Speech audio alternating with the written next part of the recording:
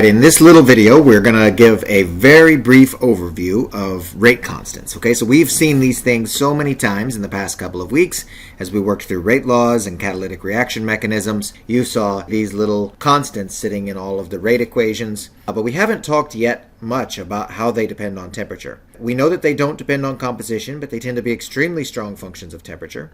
But this is going to be the 3-page summary.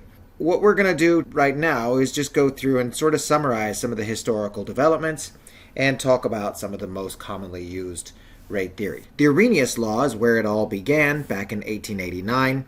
This is Van Hoff and Arrhenius, Arrhenius being Van Hoff's PhD student. First person to really correlate reaction rates versus temperature using this relationship was Van Hoff. But Arrhenius went on and tried to wrap a physical explanation around that in terms of collisions and the idea that there was required activation energy to reach a critical threshold for the reaction. This is the beginnings of an explanation, this activation energy observation. It's entirely empirical.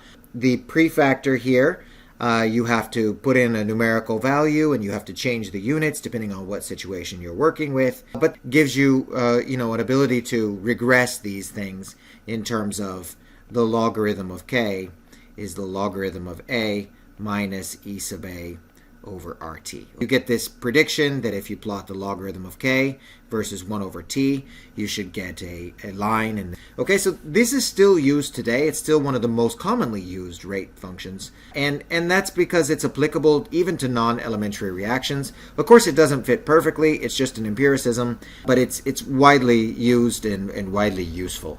Over the course of the next 30 years or so, people began to try to think about explaining other parts of the rate expression, particularly the prefactor. And so collision theory in 1918 or so, Lewis and Trouts were thinking about how to explain the prefactors, particularly for gas phase reactions, molecules and flying around according to the kinetic theory of gases and having collisions. They explained the approximate magnitude of prefactors by just thinking of those molecules as hard spheres and deriving the rate of collisions, the frequency of collisions between molecules. In this theory, the Arrhenius factor was really just kind of tacked on as an observation that worked for other reactions in the past, and so they assumed that they had some fraction of collisions that had a high enough energy. But anyway, this is also partly empirical. This direction has been pursued much further to develop exact quantum mechanical scattering theories, but those are very hard to work with for anything of more than just a couple of atoms, and so it's not very widely used. Around the same time, you had the development of entirely different kind of rate theory, upper limit to how fast a reaction could occur in a liquid. And the idea was that, if you have partners that are so reactive they will react upon their first encounter, then really the only limiting thing that prevents them from reacting right away is the time that it takes for them to diffuse to each other. Okay, so we call these a diffusion controlled rate constant, and if the two molecules are about the same size, then that has a very simple dependence on temperature, 8 kBt over 3 times the viscosity of the solution. So this is a remarkably successful reaction rate theory. It still provides an excellent approximation to the upper bound on a reaction rate in solution to this day. And that gives you approximately 10 to the 10 liters per mole per second for a reaction happening in water between two small molecules. And of course, that's only valid if the reaction has basically no barrier. So these molecules have to, want to react upon encounter. Then in 1935, you see the onset of transition state theory. This was developed by Eyring and Wigner, and this is a theoretically derivable prefactor from statistical mechanics and a theoretically derivable activation energy, also from statistical mechanics.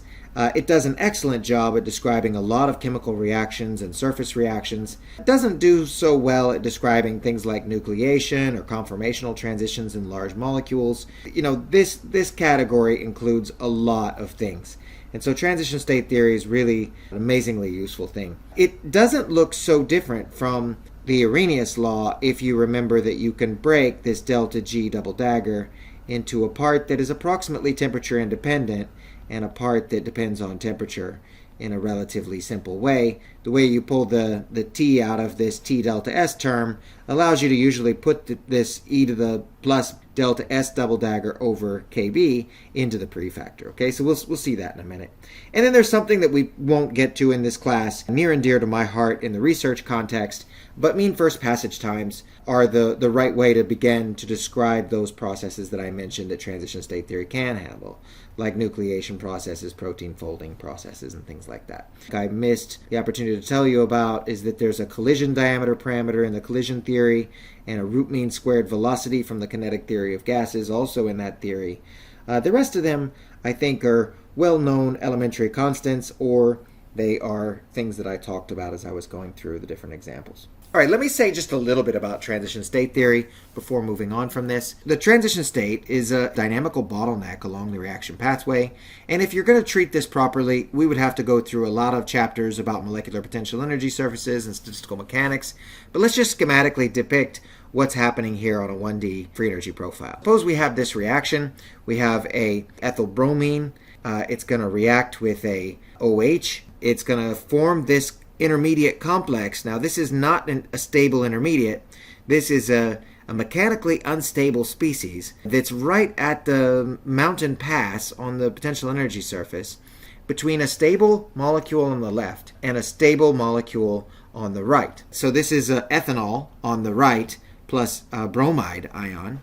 So what you have here is basically just standard SN2 reaction that you learned about in your organic chemistry class. But we're just breaking down, instead of just following the beginning and end points, we're looking at what that molecule looks like in those fleeting moments as it's passing over. Okay, so if I could somehow constrain this reaction coordinate, look at the value of delta G as I move along that reaction coordinate, it would give me basically an idea of what the reversible work is to move the system from the reactant state down here to another specified point up this barrier. And as I move along this barrier, I get to higher and higher free energies until I reach this point that corresponds to the transition state right here. And then beyond that point, I start to go down the hill again. And here's my product state right there. The idea in transition state theory is that the population of these transition states is directly related to e to the minus beta delta G double dagger. So that's related to the size of this barrier above the reactant state, and that gives me a recipe for going through and constructing the rate constant. So according to transition state theory, the rate is the equilibrium concentration of transition states times the frequency at which the transition states, once created, exit the transition state region in the product direction. Okay, so we're going to sort of declare a little tiny interval around this region to be our transition state zone. If we really went through the details, we would see that it doesn't really matter how wide I make this as long as I make it fairly narrow. Now what you can say is that the equilibrium constant for creation of transition states from reactants is giving you the concentration of your transition state species over the reactant A. If you have a bimolecular reactant, there would be a reactant B in there as well. And then regardless of how this works out, you can go through and you can solve for this concentration of the transition states. And it's related, of course, to this equilibrium constant. And that equilibrium constant, we know, can be written as e to the minus beta delta G double dagger. So that's really key to understanding how this rate constant expression is going to arise. So we have the transition state theory rate is given by this frequency factor. That's the frequency of leaving the transition state in the direction to the right. We can derive that from equilibrium statistical mechanics as this quantity here. Well, technically I should not have underlined the V naught. Transition state concentration is e to the minus beta delta G double dagger multiplied by my reactant concentration, my mass action product of reactants, and multiplied by a reference volume to the reaction order minus 1. For a unimolecular reaction, this new minus 1, reaction order minus 1, will just be 0. This term isn't necessary. For a bimolecular reaction, we will get a reference volume in here. This looks exactly the same way that we treated chemical equilibrium for bimolecular reactions and unimolecular reactions. Okay, so if we put all this together and recognize that this is my reaction rate and it's proportional to the concentration of my products, then the whole thing sitting out here in front must be my rate constant. And so that's our definition of the transition state theory rate constant. I have, of course, a lot more to say about that. Chapter 10, which you definitely do not need to read in my book, covers this in excruciating detail, and there are maybe 4 varieties of transition state theory covered in there. Let's go through and see some of this analysis to see how we analyze results to interpret rates according to transition state theory. One of the really powerful things about this theory is that it allows you to take data and extract insight about the transition states just using your data. And it has a rigorous statistical mechanical basis for doing it. Okay, so let's suppose we have a unimolecular reaction. Then we're going to get that little factor of V naught to the nu minus 1 vanishes. And we get kBt over h, e to the minus beta delta g double dagger. I can break the delta g double dagger into delta h minus t delta s, pull out my e to the plus delta s double dagger over kb term, and now this becomes my prefactor, and I can rearrange things a little bit, non-dimensionalize the left-hand side before I take logarithms, so then I get the logarithm of Planck's constant times my rate constant, okay, there's my rate constant sitting in there, over Boltzmann's constant times temperature. If I take the logarithm of that now, I get delta S double dagger over KB minus delta H double dagger over KBT. This becomes my y-coordinate. X-axis becomes the 1 over t. The slope becomes minus delta H double dagger over KB, and the intercept becomes delta S double dagger over KB. This analysis is called an I-ring plot. All right, and an example of one of these from one of my former colleagues, she was studying when mercury goes into the atmosphere with sulfite, it can degrade to give you elemental mercury, and it's like an anhydrous version of sulfuric acid. So you can imagine that if you combine this with water, you have a problem. This really generates acid rain, plus you got mercury in the mix. It doesn't seem like a very good thing to be drinking. So, assuming the elemental reaction obeys transition state theory. Now, this is a real testament to how powerful transition state theory is and how widely used it is. That experimentalists will analyze their data, assuming that the reality behind the numbers that they measure is really something that's obeying transition state theory, and then they can interpret it that way. So, this is the logarithm of that non-dimensionalized rate constant k. These are Planck's constant, Boltzmann's constant, and temperature factors in there. This is the logarithm of that versus 1000 K over T. And you get a slope that gives you the activation enthalpy and an intercept that tells you about the activation entropy.